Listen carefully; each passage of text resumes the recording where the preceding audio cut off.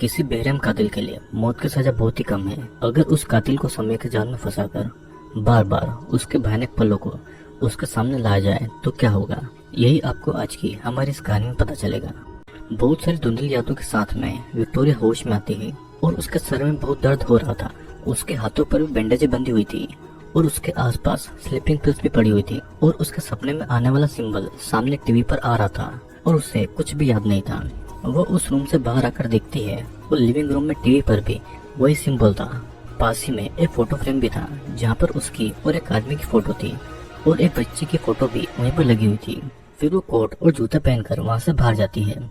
घर के बाहर भी उसे कोई आसपास नजर नहीं आ रहा था और कुछ लोग घर के अंदर से अपने फोन पर उसे रिकॉर्ड कर रहे थे।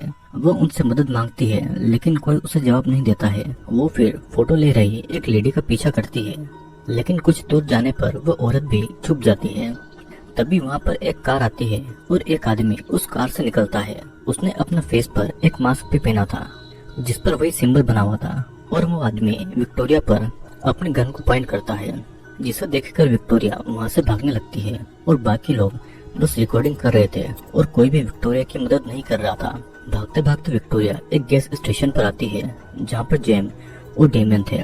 विक्टोरिया उनसे मदद मांगती है और तभी वे आदमी उन पर गोली चलाने लगते हैं। फिर वे तीनों गैस स्टेशन के अंदर छुप जाते हैं और डोर को लॉक कर लेते हैं। बाकी के लोग गैस स्टेशन के विंडो से सब कुछ रिकॉर्ड कर रहे थे और वो आदमी डोर तोड़कर अंदर आता है। जेम के कहने पर डेमियन उस आदमी को रोकने की कोशिश करता है और उसी दौरान जेम और विक्टोरिया पीछे के डोर से निकलकर डस्टबिन के पीछे छुप जाते हैं। अब जख्मी हालत में डेमियन बाहर आता है और बाकी सभी लोग डेमियन की बॉडी की फोटोज ले रहे थे। मास्कमैन को देखकर विक्टोरिया, एक आदमी और वही छोटी बच्ची नजर आती है।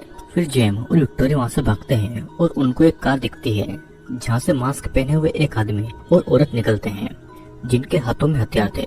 जेम के मुताबिक वे सब हंटर्स थे और पास ही के एक टूटे हुए दीवार से वे दोनों वहाँ से भागती हैं। उनके बाद में दोनों एक घर में छुप जाते हैं जहाँ पर जेम विक्टोरिया को बताती है कि रिकॉर्ड करने वाले लोगों को उनका पता लगते ही वे सब हंटर को उनका लोकेशन बता देंगे।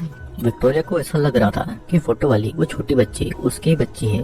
विक्टोरिया की चोट देखकर जेम कहती है कि उसने अपनी जान लेने की कोशिश की होगी और जेम बताती है कि सभी कंप्यूटर और टीवी पर एक सिंबल शो हो रहा है जिसे देखने के बाद में लोग सुसाइड कर रहे हैं और कुछ लोग सब कुछ इग्नोर करके रिकॉर्ड करने वाले बन गए थे। जिन लोगों पर भी वह सिंबल असर नहीं हुआ उनमें से कुछ लोग हंटर बन गए जो कि किसी को भी अपने मजे के लिए मार रहे थे। जेम टीवी ट्रांसमीटर को डिस्ट्रॉय करना चाहती थी ताकि टीवी पर से वो सिंबल्स हट जाए और लोग नॉर्मल हो जाए। और एक टीवी ट्रांसमीटर व्हाइट बेयर इलाके में था। व्हाइट बेयर नाम सुनते ही विक्टोरिया को वही छोटी बच्ची फिर से याद आती है और फिर दोनों घर के बाहर आती है। उनको रिकॉर्ड कर रहे दो लोगों को देखकर गुस्से में विक्टोरिया उन पर पत्थर फेंकती है और वो आदमी अपना फोन छोड़कर वहाँ से भाग जाता है। विक्टोरिया उस फोन को उठाती है और जेम एक शॉटगन से उसे धमकी देती है कि फोन नीचे रखें, नहीं तो विक्टोरिया भी सिंबल के असर में आ जाएगी। लेकिन फिर भी विक्टोरिया उस फोन की तरफ देखती है और उसे कुछ विजन्स नजर आते हैं जहाँ पर एक जलती हुई कार के सामने वो खड़ी थी। तभी वहाँ पर हंटर आ जाते हैं और उनको देखकर जेम और विक्टोरिया भागते हैं। रास्ते में उनके पास में एक कार आकर रुकती है और कार का ड्राइवर उसके लिए कार का डोर खोल देता है। अपनी जान बचाने के लिए जेम और विक्टोरिया उस कार में बैठ जाती है। रास्ते में विक्टोरिया बताती है कि उसे बैक्स्टर नाम याद है लेकिन उसे याद नहीं है कि वो कैसे बैक्स्टर को जानती है। बैक्स्टर के मुताबिक उनको अभी टीवी के ट्रांसमीटर पर नहीं जाना चाहिए क्योंकि अभी भी वहाँ पर खतरा है। तभी विक्टोरिया कहती है कि उनको जंगल में रहना चाहिए और वहाँ पर खाना पानी और वे सेफ रहेंगे। वहाँ पर नेटवर्क भी नहीं मिलता है तो कोई भी उनको वहाँ पर पकड़ नहीं पाएगा। वे तीनों जंगल तक पहुँच जाते हैं। फोटो वाली बच्ची का नाम जेमिनिया था और विक्टोरिया का कुछ याद नहीं था कि वो कहाँ पर है। बैक्स्टर के मुताबिक विक्टोरिया को मेंटल इलनेस है और वो दोनों वीक है तो हंटर उनको आसानी से ढूंढ लेंगे। विक्टोरिया को समझ पाती उससे पहले ही बैक्स्टर एक गन लेकर उसके पास में आता है। जेम भागने वाली थी लेकिन गन चलने के डर से वो रुक जाती है। बैक्स्टर एक सिंबल वाला मास्क विक्टोरिया को पहनने के लिए देता है और विक्टोरिया भी वो मास्क पहन लेती है। फिर गन पॉइंट पर रखकर बैक्स्टर जेम और विक्टोरिया को एक जगह पर लेकर आता है जहाँ पर कई सारी लाशें पेड़ पर लटकी हुई थी और फिर से वहाँ पर वीडियो रिकॉर्ड करने वाले लोग आ गए थे। जेम और विक्टोरिया को गन के पॉइंट पर रखा हुआ था। फिर बैक्स्टर का फोन बजता है और इसका फायदा उठाकर जेम वहाँ से भाग जाती है। तब बैक्स्टर विक्टोरिया को एक पेड़ से बांध देता है और ड्रिल मशीन निकालता है। डर के मारे विक्टोरिया चिल्लाने लगती है और कोई भी उसकी हेल्प नहीं करता है। सबके सब उनकी वीडियो बनाने लगते हैं। तभी वहाँ पर जेम आती है और वो बैक्स्टर को शूट करके विक्टोरिया को आजाद करती है। फिर बैक्स्टर की कार की चाबी लेकर जेम और विक्टोरिया कार की तरफ भागती है और हंटर को उनके पकड़ने से पहले वे वहाँ से निकल जाते हैं। रात को जेम कहती है कि उनको टीवी ट्रांसमीटर के पास जाकर उसे जलाना होगा और वे उसे मैप भी दिखाती है। वो बहुत दिनों से ये करने के बारे में सोच रही थी और अचानक विक्टोरिया को याद आता है कि उसने जब मैनिया को पुलिस कार से छुपने के लिए कहा था, उसे कुछ विजुअल्स भी आते हैं जहाँ पर उसे किसी ने बांध कर रखा हुआ था। विक्टोरिया जेम से कहती है कि उसे व्हाइट बेयर नाम में कुछ गड़बड़ी महसूस हो रही है और कुछ समय में दोनों व्हाइट बेयर फैसिलिटी तक आ जाते हैं जहाँ पर टीवी ट्रांसमीटर था। और फिर भी विक्टोरिया को विजन आता है कि उसने अपने हस्बैंड को जेमेनिया पर नजर रखने के लिए कहा था। उसके हस्बैंड ने जंगल में कुछ जलाया था जिससे कि विक्टोरिया कार से देख लेती है।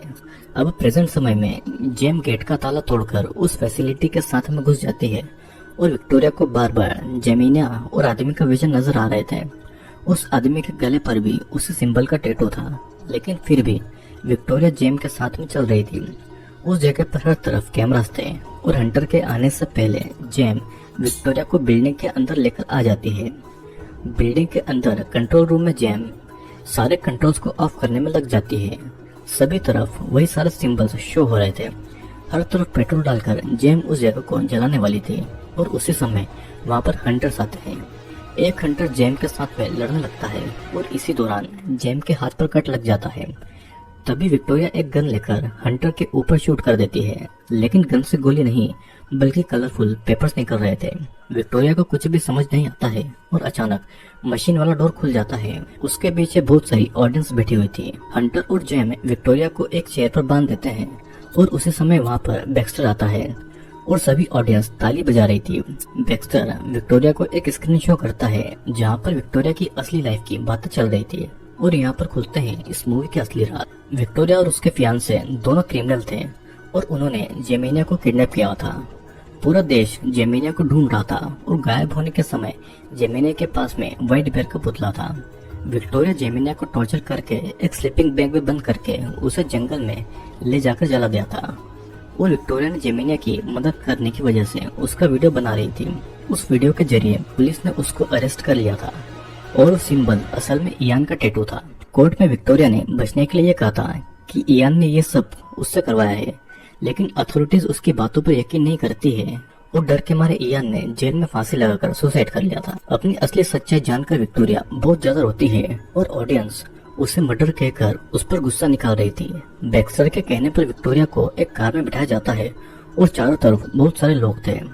सभी उससे मर्डर कहकर उसके फोटोज और वीडियोस ले रहे थे और विक्टोरिया को फिर से उस घर में लाकर रख देते हैं। वो बैक्स्टर से अपनी मौत की भीख मांग रही थी, लेकिन मौत उसके लिए बहुत ही कम सजा थी।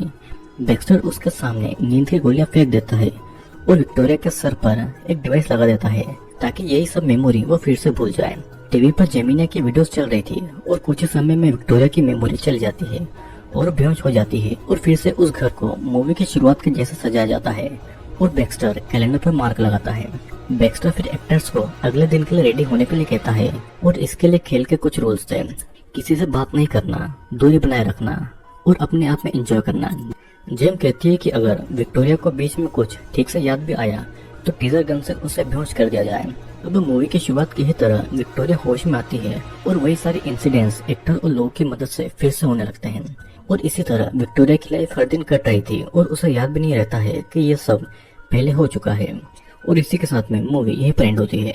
विक्टोरिया और इयान ने जेमिनिया को किडनैप करके उसे जिंदा जला दिया था। विक्टोरिया उस मासूम बच्चे के टॉर्चर का मजा लेकर उसका वीडियो शूट कर रही थी। पुलिस के पकड़े जाने पर इयान ने सुसाइड कर लिया था, लेकिन विक्टोरिया को सबक सिखाने के लिए समाज ने मिलकर उसे एक टाइम लूप में फंसा दिया जहाँ पर वो हर दिन एक ही समय को जी रही थी। जेमिनिया की मौत पर जिस तरह विक्टोरिया वीडियो बना रही थी, उसे सबक सिखाने के लिए लोग उसकी मुसीबत के समय उसका वीडियो बना रहे थे। कैलेंडर को देखकर हम सब ये समझ पाते हैं कि ये सब कुछ बहुत दिनों से बार बार विक्टोरिया के साथ में हो रहा है और इस जुर्म के लिए विक्टोरिया के लिए मौत की सजा बहुत कम होती है। इसलिए उसे एक ऐसी सिचुएशन में फंसा दिया गया जहाँ पर वो हर दिन अपने डर और कंफ्यूजन में भटकती रहती है। तो आई होप आपको वीडियो पसंद आया होगा। वीडियो पसंद आया हो तो वीडियो को लाइक और चैनल को सब्सक्राइब जरूर कर लेना और मैं आपसे मिलूंगा अगले वीडियो में।